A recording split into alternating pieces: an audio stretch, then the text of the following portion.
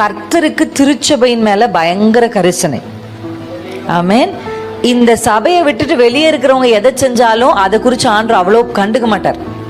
ஆனா நீங்களும் நானும் செய்கிற கிரியையை அவர் கண்ணோக்கி பார்த்துட்டு இருக்காங்க. ஃபர்ஸ்ட் வார்த்தை என்ன சொன்னா, உன் கிரியைகளை அறிந்திருக்கிறேன்.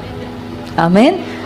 நம்ம மேல அவருடைய கண்கள் அதிகமாய் நோக்கமா இருக்கு. நம்ம என்ன செய்யறோம் அப்படின்றத கர்த்தர் ரொம்ப கூர்ந்து கவனிக்கிறார். அல்லேலூயா. தேவனை அறியாதவர்கள் ஒரு காரியத்தை செய்யும் பொழுது அவங்களுக்கு அதிகமா கிருபையை கொடுத்து கர்த்தர் எப்படி ரட்சித்து கொண்டு வந்துருவார். தேவனை அறிந்த நாம் அதை செய்யும் பொழுது கர்த்தருக்கு அது அதிக விசனத்தையும் வேதனையும் உண்டாக்கும். ஆமா தானே? அறியாம ஒரு தவறை செய்கிறதுக்கும் அறிந்து ஒரு தவறை செய்கிறதுக்கும் என்ன இருக்கு? வித்தியாசம் இருக்கு. ஆண்டவர் கோவப்படுவாருன்னு நான் சொல்ல மாட்டேன், ஆனா ஆண்டவர் வருத்தப்படுவார். ஆமென்.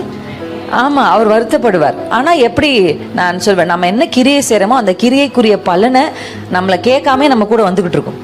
எல்லா திருச்சபைக்கும் ஆண்டு அந்த வார்த்தையை சொல்லிட்டே இருக்க, உன் கிரியை அறிஞ்சிருக்கிறேன். அப்படின்னா சபை எதை செய்கிறது என்பது கர்த்தருடைய கண்கள் ரொம்ப கூர்மையா கவனிக்கும். வெளியில இருக்கவங்க அதை செய்யறாங்க, அதனால நானும் செய்யறேன், அதெல்லாம் இல்லை சிஸ்டர். உங்களை தான் கர்த்தர் பார்க்கிறார். நீங்க என்ன செய்றீங்கன்றதுதான் கர்த்தருடைய நோக்கம். அல்லேலூயா. சபையின் மேல கர்த்தருக்கு அவ்வளோ கரிசனை.